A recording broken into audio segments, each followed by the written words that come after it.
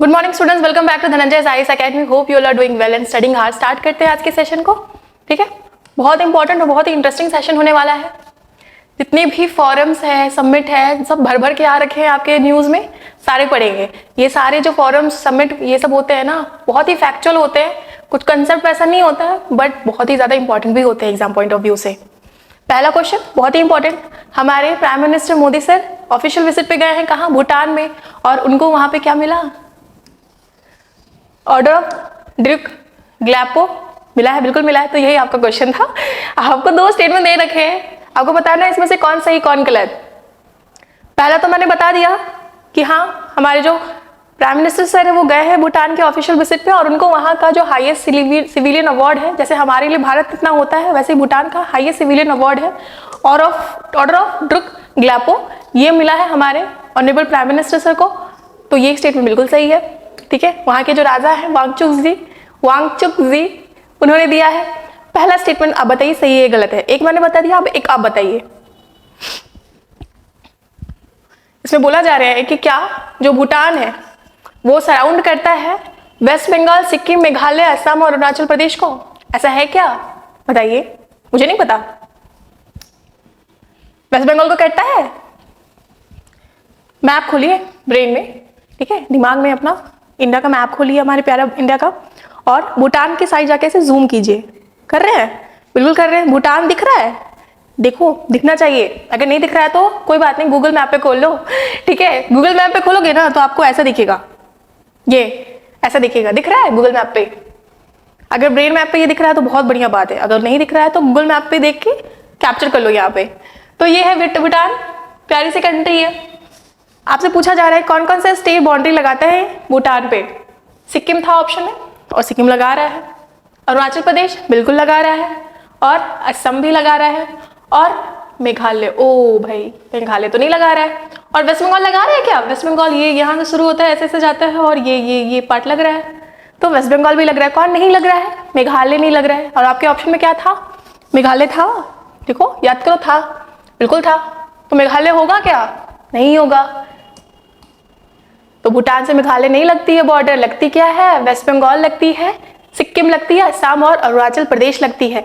तो ये वाला स्टेटमेंट हो गया आपका गलत। ओके, आपसे क्या पूछ रहा है? कौन सही कौन गलत में? एक सही एक गलत है, एक सही है। तोलनी 2 इज करेक्ट, केवल 2 सही है। 10,000 करोड़ हम देंगे, असिस्टेंस प्रोवाइड करेंगे भूटान को 5 साल में। इंडिया ने ऐसा अनाउंस किया है। ठीक है, जब हमारे मोदी जी वहां के ऑफिशियल विजिट पे गए थे कुछ टाइम पहले, भूटान के भी पीएम हमारे यहाँ आए थे और हमने 6 की एग्रीमेंट्स पे साइन किया था। 6 की agreements on energy, trade, digital connectivity, space, agriculture और एमओयू साइन किए थे रेल लिंक को लेके। हमने कहा था कि हम स्टैब्लिश करेंगे rail link between the 2 nation. बहुत इंपॉर्टेंट होगा। भूटान हमारे लिए वैसे भी हमेशा से इंपॉर्टेंट रहा है, हमारा बहुत फ्रेंडली कंट्री है। और जब भूटान में हमारे मोदी जी गए थे तो उन्होंने ये बात कही थी जो मुझे बहुत बढ़िया लगा। अगर इंडिया भूटान रिलेशन को लेकर अगर आपके क्वेश्चन में पूछा जाता है और अगर आप ये लिख के आते हो ना तो बहुत बढ़िया मार्क्स मिलेंगे बेटे। ठीक है, तो उसमें क्या कह रहा है? हमारे मोदी जी कह रहे हैं कि aspiration of Bharat and Bhutan are similar. ठीक है, हमारे भूटान और भारत का जो एस्पिरेशन है वो एक ही जैसा है। हमने डिसाइड किया है कि हम विकसित भारत बनाएंगे बाय 2047। उसी तरह से भूटान का भी अपना गोल है कि हम हाई इनकम नेशन बनाएंगे बाय कब तक? 2034। और मोदी जी ने कहा है कि इंडिया स्टैंड करता है, सपोर्ट करता है कि जो आपका गोल है ब्रांड भूटान बिलीव का, उसको हम अचीव करने में आपकी हेल्प करेंगे। और मोदी जी को क्या मिला? भूटान का highest civilian order of Druk Gyalpo. ठीक है, भूटान हमारे लिए क्यों इंपॉर्टेंट है? बहुत इंपॉर्टेंट है, हमारा फ्रेंडली नेशन है। ठीक है, भूटान एकमात्र ऐसा कंट्री है जिसमें कोई भी एम्बेसी नहीं है चाइना का, एकमात्र हमारा ऐसा नेबरिंग कंट्री। और तो ये हमारे लिए अच्छी बात हुई ना, भूटान हमारा बहुत अच्छा दोस्त है। इनफैक्ट हमें इसका कजन भी कहा जाता है। फिर ये भी कह लेते हैं बहुत सारे एक्सपर्ट जो फॉरेनर लिस्ट है वो कहते हैं कि Bhutan is nothing but another state of India. ये भी कह देते हैं भूटान के बारे में। इतना फ्रेंडली रिलेशन है हमारा। और हमारे लिए क्या सिग्निफिकेंस होल्ड करता है, क्या इंपॉर्टेंस रखता है भूटान? तो सबसे पहले स्ट्रैटेजिक इंपॉर्टेंस। आप देखो ना, भूटान का लोकेशन अभी दिखाया था, इंडिया और चाइना के बीच में प्रेजेंट है, बफर जोन की तरह एक्ट करता है क्या भूटान। 2017 में डोकलाम स्टैंड ऑफ हुआ था, इंडिया और चाइना आमने सामने आ गई थी एक तरह से। तो भूटान ने इंडियन मिलिट्री को अलाउ किया था कि आप आइए हमारी टेरिटरी में और रेजिस्ट कीजिए चाइना का इंसर्शन को, और क्रूशियल रोल प्ले किया था हमारे लिए। तो हुआ ना इंपॉर्टेंस, बिल्कुल इंपॉर्टेंस, स्ट्रैटेजिक इंपॉर्टेंस प्ले करता है भूटान। उसके बाद economic importance, India 79% of import करता है भूटान को और एक्सपोर्ट करता है 80%। कितनी बढ़िया बात है, बताओ। मेजर्स एक्सपोर्ट और इंपोर्ट डेस्टिनेशन हो गया हमारे लिए। ट्रेड हमारा कितना बढ़िया चल रहा है भूटान को लेके। बट जब मैं इतना लंबा बड़ा वर्ड बोल रही हूँ, 79 और 90% जो इंडिया कर रहा है, तो भूटान के लिए तो ये गलत हो गया ना। मतलब अगर हम कहीं कुछ ज्यादा ही एक्सपोर्ट कर रहे हैं और दूसरा जो कंट्री उतना एक्सपोर्ट नहीं कर पा रहा है, तो कहीं उस कंट्री को लेके वो कहेंगे ना कि अरे यार हमारा तो इंडिया के साथ ट्रेड डेफिसिट हो रहा है। तो अगर हम जब चैलेंजेस लिखते हैं ना, तो ये भी हम लिख देते हैं कि भूटान के लिए इंडिया के साथ ट्रेड डेफिसिट है। तो ये एक चैलेंजेस हो जाता है किसमें, भूटान और इंडिया के रिलेशन में। और इंडिया जो है भूटान का बहुत हेल्प करती है। भूटान की जो इकोनॉमी है वो बेस्ड है हाइड्रो इलेक्ट्रिक प्रोजेक्ट पे, और इंडिया बहुत भर के निवेश करती है। बहुत सारा हाइड्रो इलेक्ट्रिक प्रोजेक्ट हमने भूटान में बना रखा है, ठीक है। हाइड्रो इलेक्ट्रिक प्रोजेक्ट जो होते हैं ना, उसको कहा जाता है कि वो बेडरॉक है इंडिया और भूटान के रिलेशन का, ठीक। और जो ये हाइड्रो इलेक्ट्रिक प्रोजेक्ट है, इससे इलेक्ट्रिसिटी जो जनरेट होती है भूटान सस्ते दामों पे बेच दिया करती है। तो इंडिया भूटान का रिलेशन में हाइड्रो इलेक्ट्रिक प्रोजेक्ट बहुत इंपॉर्टेंट रोल प्ले करता है। इससे भी एक चैलेंज निकल के आ जाती है। क्या निकल के आ जाती है, भूटान के कुछ सेक्शंस ऑफ सोसाइटी है, उनका कहना है कि हाइड्रो इलेक्ट्रिक जो सेक्टर है वो भूटान का मेजर इकोनॉमी मेजर सेक्टर है, और इंडिया में इसमें कुछ ज्यादा ही हस्तक्षेप कर रखा है। तो वो उनके लिए वो चैलेंजेस हो गया, जो हमारे रिलेशन में भी चैलेंजेस हो सकता है। तो हम लिख सकते हैं इस पॉइंट को चैलेंज में, बिल्कुल लिख सकते हैं। पहला हम ट्रेड डिफिसिट को मेंशन करेंगे, और दूसरा हाइड्रो इलेक्ट्रिक फील्ड में हमारे लिए तो बढ़िया है कि हम वहाँ पे निवेश कर रहे हैं, हम उनको हेल्प कर रहे हैं बिल्ड करने में, बट कहीं ना कहीं उनके लिए तो है कि हम सिर्फ इंडिया पर रिलाई करें, हमें भी अपना बढ़ाना होगा, हमें सेल्फ रिलायंस होना होगा। किसने, भूटान का ये चैलेंज निकल सकता है, बिल्कुल निकल सकता है। जो हमारे लिए बढ़िया है वो जरूरी थोड़ी ना कि सामने वाले के लिए बढ़िया हो, है ना। एनवायरमेंटल इंपॉर्टेंस, भूटान हमेशा से बहुत सेंसिटिव रहा है अपने एनवायरमेंट को लेके। उन्होंने प्लेज कर रखा है कि हम कार्बन न्यूट्रल रहेंगे, ठीक है। उनका प्लेज है कि हम हमेशा कार्बन न्यूट्रल रहेंगे, और इंडिया इनका ये जो प्लेज है इसको फुलफिल करने में हेल्प करता है बाय इन्वेस्टिंग इन की सेक्टर्स लाइक रिन्यूएबल एनर्जी। मैंने बताया इंडिया हाइड्रो इलेक्ट्रिक प्रोजेक्ट्स में बहुत हेल्प करता है। फिर फॉरेस्ट डिपार्टमेंट हो गया, इंडिया सस्टेनेबल टूरिज्म को प्रमोट करता है भूटान में। तो भूटान जो है हमारे लिए काफी सिग्निफिकेंस होल्ड करता है, बहुत ही ज्यादा, ठीक है। चैलेंजेस पर लेते हैं। चाइना, ऐसा हो ही नहीं सकता है कि हम अपनी नेबरिंग कंट्री की बात करें और वहां पे चाइना का प्रेजेंस ना हो। चाइना यहाँ पे हो गया पति पत्नी, और वो है ये है चाइना, ठीक है।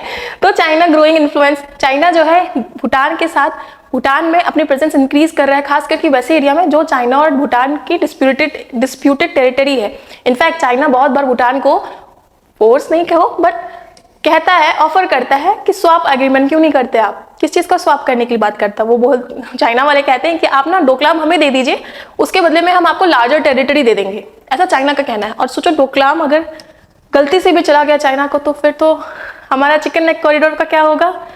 तो हमारे लिए भूटान इंपॉर्टेंट है, और ये जो चैलेंजेस है हमें इसको ओवरकम करना है, देखना है। उसके अलावा जो एक मेजर चैलेंज है ये BBIN, that is Bangladesh, Bhutan, India, Nepal, ये मोटर व्हीकल एग्रीमेंट है, बट भूटान ने अभी तक रेटिफाई नहीं किया है इसको। क्यों? क्योंकि मोटर व्हीकल एग्रीमेंट है, गाड़ियां चलेंगी, पोल्यूशन होगा, और मैंने बोला भूटान बहुत ही सेंसिटिव है अपने एनवायरमेंट को लेके।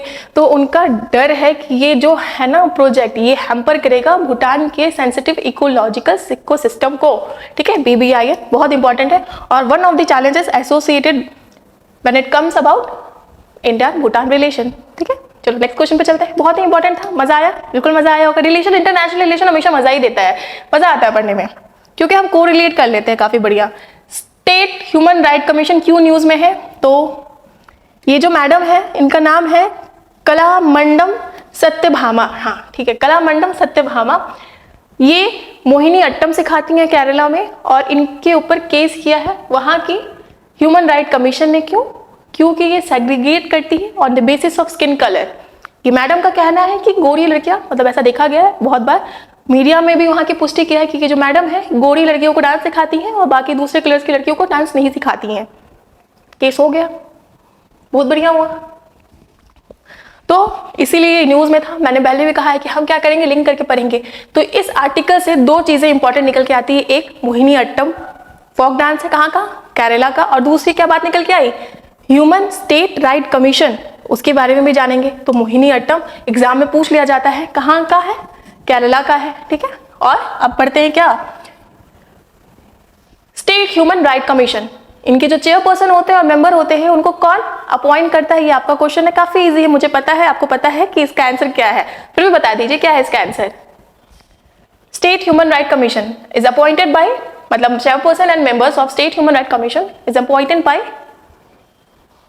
The governor, okay. तो जो गवर्नर है, जो राज्यपाल है हमारे राज्य के, जो राज्य के राज्यपाल होते हैं वो अपॉइंट करते हैं chairperson and the members of state human right commission. क्या करता है, प्रोसिक्यूट करता है on the matters covered in 7th schedule of state and concurrent list. ये काम है किसका, स्टेट ह्यूमन राइट कमीशन का, बिल्कुल याद रखना है। और कैसे बना, मैंडेट हुआ है human right protection act of 1993। यहाँ पे ये जो ईयर है बच्चे कंफ्यूज होते हैं, भूलते हैं, 1993 के एक्ट से बना है स्टेट लेवल का ह्यूमन राइट कमीशन, याद रहेगा, बिल्कुल याद रहेगा। तो मैंने क्या बताया, chairperson and the members are appointed by the governor on the recommendation of the committee, okay. और उस कमिटी में कौन कौन रहते हैं, उस कमिटी में होते हैं speaker of legislative assembly, leader of opposition of legislative council और असेंबली, अगर उस स्टेट में काउंसिल है तो वहां के लीडर ऑफ अपोजिशन और leader of opposition legislative assembly के। चीफ मिनिस्टर इस कमिटी के चेयरपर्सन होते हैं, स्टेट के होम मिनिस्टर, और लेजिस्लेटिव काउंसिल्स अगर है तो उनके चेयरमैन। ये सारे मिलके बनाते हैं कमिटी, जो अपॉइंट करता है, जो नाम देता है चेयरपर्सन और मेंबर का, जो अपॉइंट करते हैं हमारे गवर्नर, ओके। और कॉन्स्टिट्यूशन क्या होता है, तो 2 मेंबर्स होते हैं और एक चेयरमैन होते हैं। जो चेयरमैन होते हैं वो क्या होते हैं, वो कौन होते हैं, वो होते हैं शुड बी, ये शुड बी है, ठीक है, मे बी नहीं है, शुड बी है, retired chief justice of high court. जो हाई कोर्ट के, उस स्टेट के हाई कोर्ट के या किसी हाई कोर्ट के रिटायर्ड चीफ जस्टिस होते हैं, वो बनते हैं chairperson of state human right commission. Important होगा, बिल्कुल याद रखना है, ठीक है। तो कैसे हमने पढ़ा, देखो इस आर्टिकल से लिंक करके कितनी सारी नई नई बातें जानी, जो थी तो स्टैटिक पार्ट से, बट लिंक थी हमारे करंट अफेयर से। एग्जाम में ऐसे ही क्वेश्चन पूछा जाता है, आप पढ़ के जाओगे सिर्फ स्टैटिक और करंट अलग अलग नहीं, दोनों करंट को आप लिंक करके पढ़ो। न्यूज़पेपर निकालो, अगर कुछ भी वैसा लग रहा है, कोई कमीशन आ रहा है, कोई बॉडी आ रही है, कॉन्स्टिट्यूशनल बॉडी आ रही है, स्टैट्यूटरी बॉडी आ रही है, आप उसको पढ़ो, वैसे ही होगा।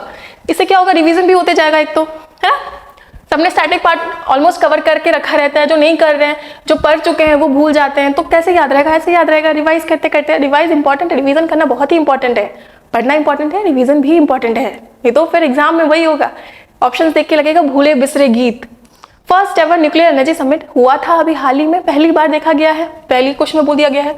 एक तो वैसे ही न्यूक्लियर एनर्जी बात आ रही है, जहाँ न्यूक्लियर और ये सब बात आ जाता है तो वैसे ही लगता है कि अच्छा बहुत बड़ी चीज होगी, और इनकी समिट हो रही है कहाँ, ये आपका क्वेश्चन है, आप बताइए कहाँ।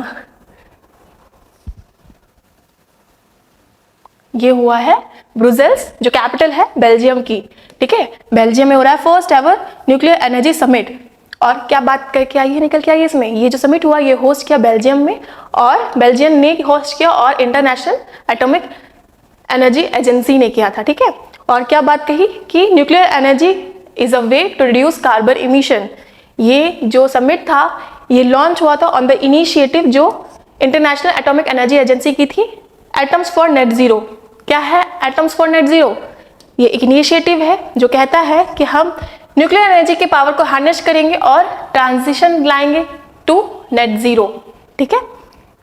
इंपॉर्टेंट होगा, बिल्कुल इंपॉर्टेंट होगा। बेल्जियम में हो रहा है क्या, न्यूक्लियर एनर्जी समिट, पहली बार देखा गया है। आइसलैंड को लेकर कल पढ़ा था, हगाफेल वोल्केनो इरप्ट हुआ है कहाँ, आइसलैंड में।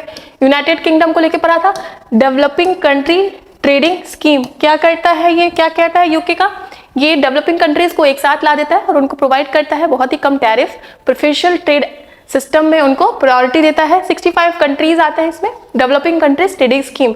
और जर्मनी को लेकर हमने क्या पढ़ा था, जर्मनी को लेकर पढ़ा था हमने कि इन्होंने कार्बन को कम करने के लिए ऑफशोर स्टोरिंग फैसिलिटी स्टार्ट की है। क्या करता है, इंडस्ट्री से जो कार्बन निकलते हैं उनको कैप्चर करता है, ट्रांसपोर्ट करता है और समुद्र के गहराइयों में स्टोर कर देता है। कौन कर रहा है, जर्मनी कर रहा है। बहुत बार इसको रिवाइज कर रखा है हमने, ठीक है। चलो, IMF ये भी न्यूज में था, क्यों न्यूज में था, बेल आउट पैकेज मिला है पाकिस्तान को, इसलिए न्यूज में था। आपके एग्जाम में ये नहीं पूछा जाएगा कितना पैकेज मिला, आपसे पूछा जाएगा उससे रिलेटेड बातें जो आपको पढ़नी है और जाननी है। बताइए आपको पूछा जा रहा है इनकरेक्ट कौन सा है रिगार्डिंग IMF। तो वैश्विक वित्तीय स्थिरता रिपोर्ट और विश्व आर्थिक आउटलुक IMF द्वारा जारी की जाती है। बताइए, ये जो रिपोर्ट है बहुत इंपॉर्टेंट है और हमें याद रखना है। एग्जाम में सीधे सीधे पूछ लेते हैं कि ये जो रिपोर्ट है कौन इशू करता है, ऑप्शन दे देते हैं, आप हो जाते हैं टेटे फेस। याद रखना है ग्लोबल फाइनेंस स्टेबिलिटी रिपोर्ट और वर्ल्ड इकोनॉमिक आउटलुक, ये दोनों ही रिपोर्ट जारी कौन करता है, IMF करता है, और ये बात बिल्कुल सत्य है। चलो ठीक है। उसके बाद बोला जा रहा है कि ये इनिशियली फॉर्म हुआ था ब्रेटन वुड्स कॉन्फ्रेंस इन 1944, ऐसा है क्या? IMF जो है वो इनिशियली फॉर्म हुआ था ब्रेटन वुड्स कॉन्फ्रेंस 1944 में। ये बात सही है, ठीक है, फैक्ट है और सही है और याद रखना है। उसके बाद आते हैं स्पेशल ड्राइंग राइट को लेके। पढ़ा था हमने फॉरेक्स रिजर्व जब जाना था, इंडिया का बढ़ गया है, उसी टाइम में जाना था हमने कि 4 होते हैं हमारे फॉरेक्स के की कंपोनेंट्स, उसमें SDR भी अच्छे से जाना था। तो क्या SDR जो है वो IMF का यूनिट ऑफ अकाउंट और करेंसी नहीं है? क्या ये बात सही है? बिल्कुल सही है, ठीक है। इसमें डॉलर है, पॉन्ड स्टेर्लिंग है, जापानीज येन है, और 2016 में चाइना का भी जो करेंसी है उसमें ऐड हो गया था SDR में, ठीक है। तो ये बात सही है। फिर लास्ट स्टेटमेंट क्या कह रहे हैं, IMF की फर्स्ट डिप्यूटी मैनेजिंग डायरेक्टर है क्रिस्टिना जॉर्जेवा, ऐसा है क्या? तो फिर ये कौन थी? Gita Gopinath managing director? नहीं, फर्स्ट डिप्टी मैनेजर थी गीता गोपीनाथ और मैनेजिंग डायरेक्टर है IMF की क्रिस्टिना जॉर्जेवा। वनडे एग्जाम्स में पूछ लिए जाते हैं और ऐसे भी आपको जानना है, याद रखना है। पाकिस्तान को मिला है बेल आउट पैकेज, ठीक है। चलो, कौन दिया है? IMF ने दिया है।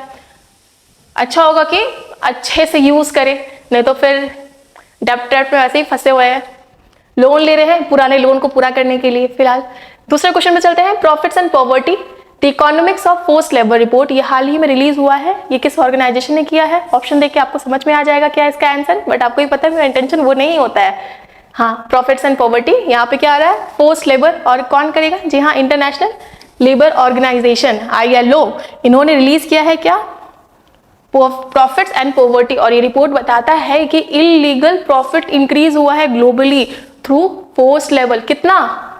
$36 बिलियन का, ठीक है। फोर्स लेबर के थ्रू इतना प्रॉफिट जनरेशन हो रहा है और 2014 के मुकाबले में ये इंक्रीज हुआ है 37%। और आपको जान के हैरानी होगी कि इस तरह का जो केस है सबसे ज्यादा देखा जा रहा है यूरोप और सेंट्रल एशिया में, ठीक है, इंपॉर्टेंट होगा। चलो, UNEP को लेकर पढ़ा था रिसोर्स आउटलुक रिपोर्ट, जो कहता है बताता है कि रिसोर्स का क्या इंपॉर्टेंस है to fulfil the sustainable goal agenda, और ट्रिपल जो इफेक्ट है क्लाइमेट का उसको डाउन करने के लिए क्या था? Triple effect, pollution, biodiversity loss और क्लाइमेट चेंज, UNEP द्वारा रिलीज होता है। कल ही पढ़ा था WMO वर्ल्ड मेट्रोलॉजिकल ऑर्गेनाइजेशन का रिपोर्ट, जो बताता है कि 2023 जो था वो hottest year of the decade था। क्या नाम था रिपोर्ट का?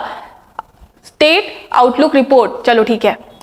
FAO बताओ, FAO ने ICAR that is Indian council of agriculture report के साथ मिलकर इन्होंने निकाला है इन्फार। सब पढ़ा रखा है क्लास में, बहुत अच्छे से इन्फार के बारे में बताया था। जो भी इसकी की फाइंडिंग्स थी ये भी हमने ऑलरेडी अच्छे से पढ़ रखा है, रिवीजन करा रहे हैं तो उतना डीप में नहीं जाएंगे, ठीक है। तो प्रॉफिट एंड पॉवर्टी, ये जो रिपोर्ट है इंटरनेशनल लेबर ऑर्गेनाइजेशन द्वारा जारी की गई है। कहा गया है कि $36 बिलियन का मुनाफा हुआ है through forced labour. Next question काफी फैक्चुअल है। थर्ड समिट फॉर डेमोक्रेसी, ये इनिशिएटिव लॉन्च किया गया था जो बिडेन के द्वारा, कहाँ हुआ है? इनका थर्ड समिट हुआ है अभी हाल में ही, ठीक है। तीसरा शिखर सम्मेलन हुआ है 2021 में, ये लॉन्च हुआ था। तो अभी इनका तीसरा जो संस्करण है वो कहाँ हुआ था ये आपको बताना है। ये हुआ था बाबू साउथ कोरिया में, ठीक है, दक्षिण कोरिया में। और इसका थीम क्या था? डेमोक्रेसी फॉर फ्यूचर जनरेशन, याद रखना है, इंपॉर्टेंट होगा। साउथ कोरिया में, और नाम से पता चल रहा है क्या करेंगे, ऑब्वियसली जो आइडिया है डेमोक्रेसी की उसको स्प्रेड करेंगे, अवेयर करेंगे कि डेमोक्रेसी बताओ कितना बढ़िया है हमारे लिए, ठीक है। कल पढ़ा था ऑपरेशन इंद्रावती, इंडियंस को इवैक्यूएट करने के लिए, क्योंकि वहां पे हाईली अनस्टेबल कंडीशन है। हो गया। कोलंबिया हमने जाना था, पनामा और कोलंबिया के बीच में एक स्थिमस है जिसका नाम है डेरियन गैप, और ये जो गैप है हाईली मडी एरिया है, फॉरेस्ट एरिया है, यूज किया जा रहा है फॉर इलीगल माइग्रेशन। जो भी लोग इलीगल माइग्रेंट है वो इस एरिया का यूज करके जा रहे हैं अमेरिका या फिर जो भी उनकी डेस्टिन्ड कंट्री है। और UAE को लेके पढ़ा था हमने, वर्ल्ड गवर्नमेंट समिट हुई थी, कहाँ? UAE में हुई थी। क्या था? ठीक बताइए, बहुत बार रिवाइज कर लिया है। शेपिंग द फ्यूचर गवर्नमेंट, ठीक है। बिल्कुल नहीं डरना है, बार बार रिवाइज करेंगे। हर एक जो भी सबमिट हो रही है ना, सबका लोकेशन, थीम सब याद रहेगा। भाषा नेट पोर्टल ये लॉन्च किया गया हुआ by the initiative of national internet exchange of India और किस मिनिस्ट्री की, बताइए। भाषा नेट पोर्टल ये अभी जॉइंट इनिशिएटिव है, अभी स्टार्ट हुआ है national internet exchange of India और किसके द्वारा। भाषा नेट पोर्टल, मीटी industry, ministry of electronics and information, ठीक है, इलेक्ट्रॉनिक्स और सूचना मंत्रालय द्वारा ये स्टार्ट हुआ है क्या, भाषा नेट पोर्टल। याद रखना इंपॉर्टेंट होगा। क्या काम करता है, प्रमोट करता है डिजिटल इंक्लूजन और लिंग्विस्टिक डाइवर्सिटी इन इंडिया। चलो, मिनिस्ट्री ऑफ कंज्यूमर अफेयर्स बहुत बार रिवाइज कर लिया है हमने। किसान ई उपज निधि ये पढ़ लिया। मिनिस्ट्री ऑफ हेल्थ को लेकर कल पढ़ा था,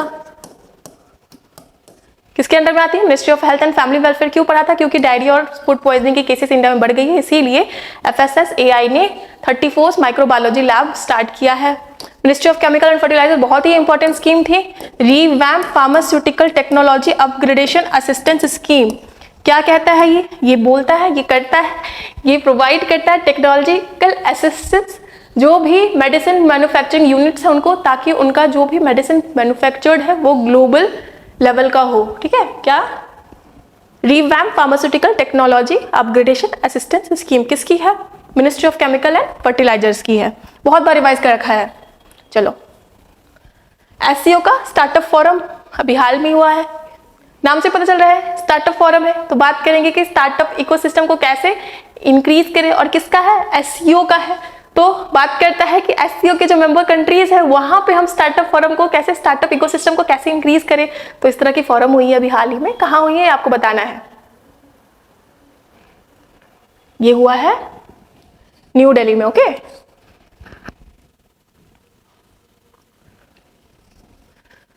तो मैंने बोला न्यू दिल्ली में है, क्या करेंगे, जो मैंने बताया, लोकल स्टार्टअप इकोसिस्टम को कैसे प्रमोट करना है between the SCO member countries. Global नहीं, 4th edition of SCO startup forum, कहाँ, न्यू दिल्ली में। चलो ठीक है, हिमाचल प्रदेश को लेकर पढ़ा था। इलेक्शन कमीशन ऑफ इंडिया ने स्टार्ट किया है mission 414 campaign in Himachal Pradesh, जहां पे वोटर टर्नआउट 60% से भी कम है। मैं पहले भी बोलती आई हूँ, अभी भी बोलूंगी और आगे भी बोलती रहूंगी। चुनावी माहौल है, चुनाव आने वाला है, आइडियोलॉजी जो भी हो थोड़ा सा सोच समझ के वोट देना, पर वोट जरूर देना, ठीक है। ये नहीं करना कि साल भर ट्विटर पे और फेसबुक पे और इंस्टाग्राम पे भय कर रहे हैं और वोट देने के टाइम में टेक कर गए। वोटर टर्नआउट इंक्रीज करना चाहिए। इलेक्शन कमीशन ऑफ इंडिया जो है हमारी भर भर के पैसे खर्च करती है, अवेयरनेस कैंपेन चलाती है, सिर्फ इसीलिए क्योंकि वोटर टर्नआउट कम हो रहा है ना। तो वोट देना है। मिशन 414 हिमाचल प्रदेश। उड़ीसा, पहला इंडोर एथलेटिक्स और एक्वेटिक सेंटर कहाँ स्टार्ट हुआ है, उड़ीसा में। और मध्य प्रदेश में हमने कल पढ़ा था, क्या पढ़ा था बताओ, मध्य प्रदेश में हमने कल पढ़ा था कि वहां की 6 हेरिटेज साइट्स को यूनेस्को के टेंटेटिव लिस्ट में शुमार किया गया है। कहाँ, मध्य प्रदेश की। चलो, किस कंट्री की एनवायरमेंटल प्रोटेक्शन एजेंसी ने अनाउंस किया है कि वो जितने भी एस्बेस्टस के फॉर्म है उसको बैन करेगी। क्यों, क्योंकि वो कार्सिनोजन होता है। इस कंट्री में 10,000 डेथ्स देखे जाते हैं कैंसर से, जिसका डायरेक्ट लिंक एस्बेस्टस से है, इसलिए बैन कर दिया है।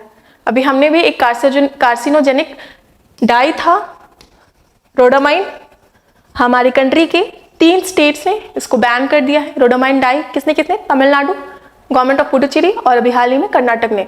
रोडामाइन डाई किसमें यूज होता है, गुलिया कव्वाल, जो कॉटन कैंडी होता है जो मेले में घूम घूम के खाते हैं ना, हाँ वही बच्चों को जो खिलाते हैं, नहीं खिलाना है। क्यों, क्योंकि कार्सिनोजेनिक रोडामाइन डाई उसमें प्रेजेंट होता है, और गोभी मंचूरियन में भी प्रेजेंट होता है। देखते हो कितनी कलर निखर के आती है, जो निखर के आ रही है ना, वो यही है जिसको बैन कर दिया कर्नाटक की गवर्नमेंट ने। तो अभी कार्सिनोजेनिक एस्बेस्टस है। आपने देखा होगा किसी घर में, पुराने घरों में होता था यूज, एक खपड़ा जैसा बना रहता था कंक्रीट, वो एस्बेस्टस होता था, ठीक है। तो कार्सिनोजेनिक होता है। किस कंट्री ने बैन कर दिया है बाबू, ये बैन किया है US ने, ठीक है। क्यों, क्योंकि कार्सिनोजेनिक है। 10,000 of American every year die to do the use of asbestos, या फिर उनके जो भी प्रोडक्ट्स आते हैं वो। इतना पढ़ रहे हैं एस्बेस्टस के बारे में, तो क्या होता है, ये ग्रुप ऑफ 6 सिलिकेट मिनरल्स होता है, रेजिस्टेंट टू द हीट होता है, कोरोसिव नहीं होता है तो यूज होगा ही, नॉन फ्लेमेबल होता है, फ्लेक्सिबल होता है, ड्यूरेबल होता है, इसका टेंसाइल स्ट्रेंथ काफी ज्यादा होता है, ठीक है, लो हीट कंडक्टिविटी होता है, फिर हाई रेजिस्टेंस ऑफ इलेक्ट्रिसिटी होता है और उसका यूज बहुत ज़्यादा होता है, widely use in construction material, consumer goods, ठीक है, इसका काफ़ी ज़्यादा यूज होता है, इंसुलेशन में भी यूज होता है, किसका, एस्बेस्टस का। और किसने बैन कर दिया है, यूएस ने बैन कर दिया, बिल्कुल नहीं डरना है, ठीक है। क्यों, क्योंकि हम बार बार रिवाइज करेंगे, आपको याद हो जाएगा, जैसे एबीसीडी याद होता है ना वैसे याद होगा। रशिया, यार्स और ईरान पार्स, बिल्कुल नहीं कंफ्यूज करेंगे, यार्स और पार्स में पता नहीं नाम भी ऐसा क्यों रखते हैं। रशिया और ईरान, रशिया ने Yars intercontinental ballistic missile launch किया था, किसने, रशिया ने।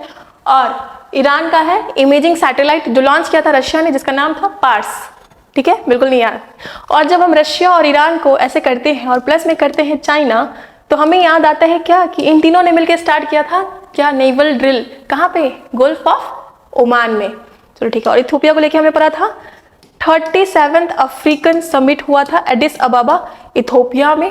क्या बातें निकल के आई थी, सबसे पहली बात कि ये अफ्रीकन क्लब स्टार्ट करेंगे यहाँ पे, जो हेल्प करेगा इनकी जितनी भी फाइनेंशियल मैनेजमेंट है उसमें, और to fulfil the agenda 2063 of African summit. क्या है एजेंडा 2063, ये बात करता है सस्टेनेबल डेवलपमेंट गोल है उसको अचीव करने की।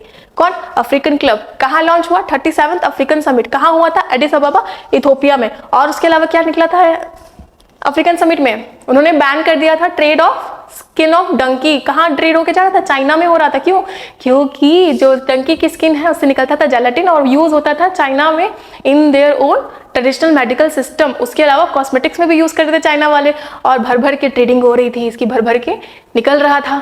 क्या, डंकी का स्किन, भारी जनसंख्या में गिरावट दिख रही थी किसकी, डंकी की स्किन की, तो इसलिए अफ्रीकन समिट वालों ने बैन कर दिया।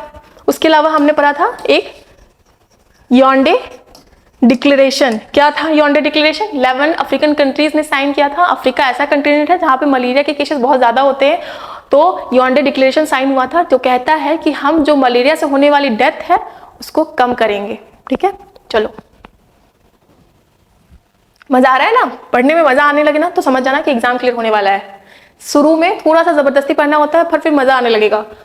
पुष्पक हाल ही में न्यूज में देखा गया, लास्ट क्वेश्चन है, किससे रिलेटेड है, क्या है ये, सारे ऑप्शन हमने ऑलरेडी क्लास में डील कर रखे हैं, जो नया है वही है इसका आंसर। जी हाँ, मैं बात कर रही हूँ रीयूजेबल लॉन्च व्हीकल की, यही है पुष्पक। इसरो ने अभी इसका टेस्ट किया है, किसका, पुष्पक का, ठीक है। क्या है, रीयूजेबल लॉन्च व्हीकल है।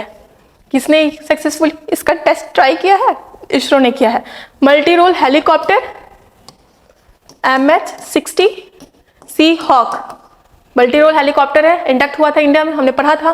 फिर लेजर वेपन के बारे में पढ़ा था हमने, दुर्गा 2 DRDO की है, क्या, दुर्गा 2 लेजर वेपन है। और मैन पैड को लेकर क्या पढ़ा था हमने, very short air defence system, ठीक है। क्या है, मैन पैड है, पोर्टेबल एयर डिफेंस सिस्टम है, जो हम आराम से एक जगह से दूसरी जगह ले जा सकते हैं। तो हो गया सारा option, deal done. Question number 10 done, आपका सेशन डन डना डन। तो ये था आज का सेशन, आपको समझ में आया होगा। अगर आपकी कोई भी क्वेरी है तो do let me know in the comment section. तब तक के लिए पढ़ते रहिए और ख्याल रखिए।